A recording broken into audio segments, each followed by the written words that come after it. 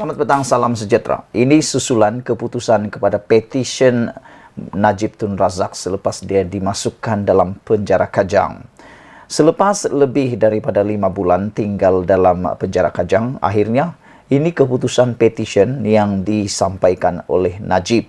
Tetapi bukan petition yang kita fikirkan kepada yang di Pertuan Agong, tetapi petition ini lebih besar petitionnya kerana ia melibatkan seluruh dunia, iaitu kepada PBB. Okey, sebelum kita teruskan, jangan lupa tinggalkan komen anda, tekan butang subscribe. Tekan butang subscribe itu percuma. Saya akan ulas dan beritahukan kepada anda semua apa keputusan sebenarnya petition yang dibuat oleh Najib Tun Razak kepada PBB. Adakah ia dapat membebaskan Najib atau dapat membuatkan Najib menjalani semula perbicaraannya sekali lagi? Ini persoalan yang ramai orang tanya dan menjadi perdebatan dalam media sosial. Baiklah, saya sampaikan kepada anda apa keputusannya. Menurut pakar, tiada kuasa PBB untuk arah mahkamah bebaskan Najib. Saya setuju dengan pendapat pakar ini, walaupun saya bukan pakar undang-undang, tapi saya fikir kalau PBB punya kuasa untuk arah mahkamah bebaskan Najib, ini bermaksud negara kita bukan lagi negara yang berdaulat. Negara kita di bawah kaki PBB. Mana boleh kan? Tidak boleh. Saya fikir saya tak setuju langsung kalau PBB punya kuasa untuk mengarah-arah mahkamah kita membebaskan Najib. Itu sesuatu perkara yang memang tidak berperlembagaan dan membuatkan negara kita kehilangan maruah, dan juga paling penting, seakan-akan negara kita ini tidak berdaulat pula. Di mana kedaulatan kita sekiranya PBB pula berhak tiba-tiba mengarahkan mahkamah membebaskan Najib. Saudara-saudara, apa pendapat kamu semua dengan perkara itu? Namun itulah keputusan yang dinyatakan oleh pakar perundangan. Mereka kata PBB tiada kuasa untuk arah mahkamah membebaskan Najib.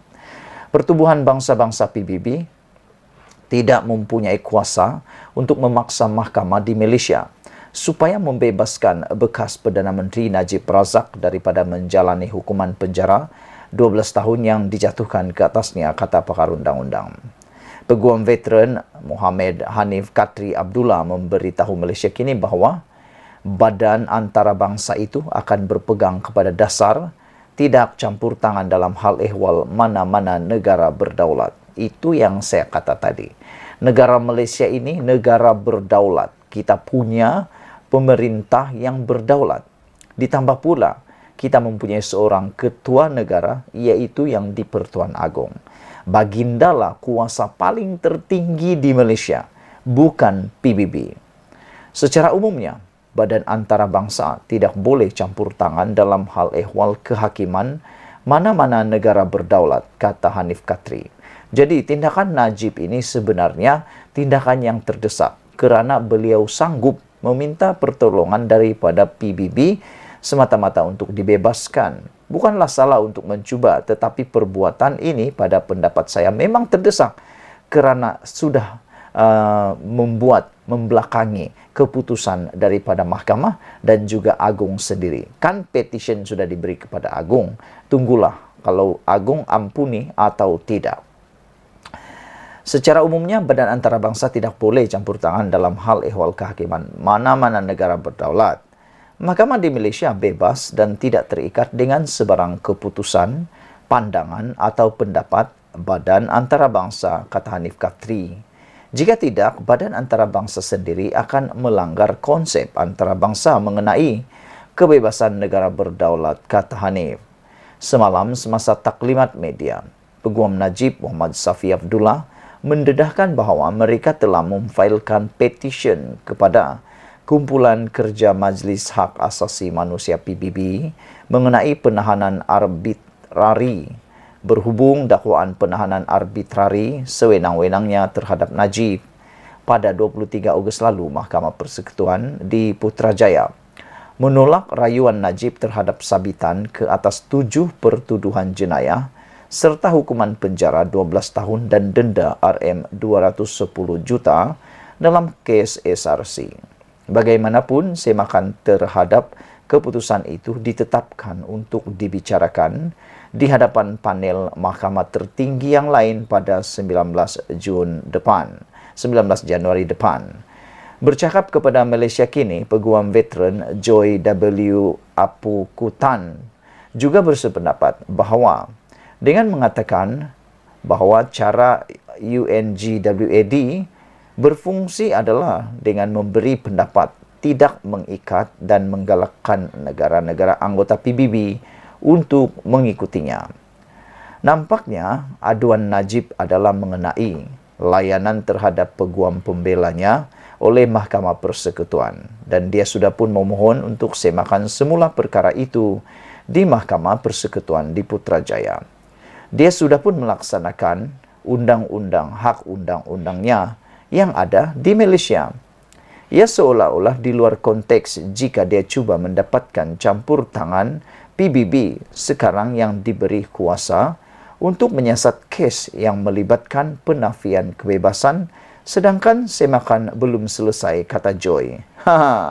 Jadi bermaksud Najib melangkaui apa yang sepatutnya.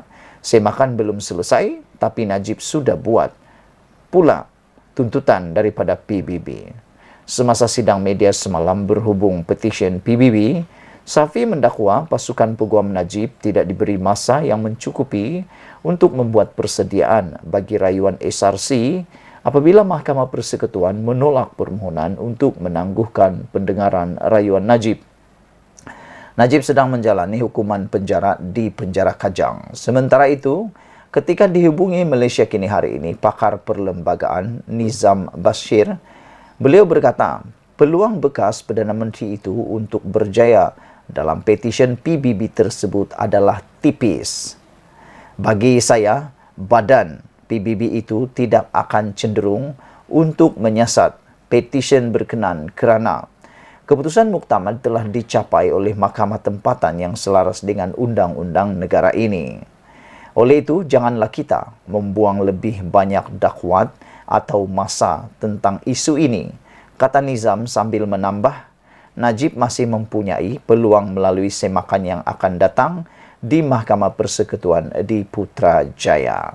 Itulah dia saudara-saudara sekalian, seperti yang saya nyatakan sebentar tadi, tindakan Najib ini lebih kepada tindakan terdesak. Belum sampai pun setahun dalam penjara, macam-macam sudah yang Najib buat. Dan yang paling mengejutkan kita, Najib mula libatkan PBB yang menurut pakar perundangan tidak ada kuasa untuk arah mahkamah membebaskan Najib. Dan yang paling penting, kita nak beritahu kepada semua orang, negara kita ini negara berdaulat, negara yang bebas, dan kita punya sistem perundangan yang bebas. Sekian dulu untuk kali ini.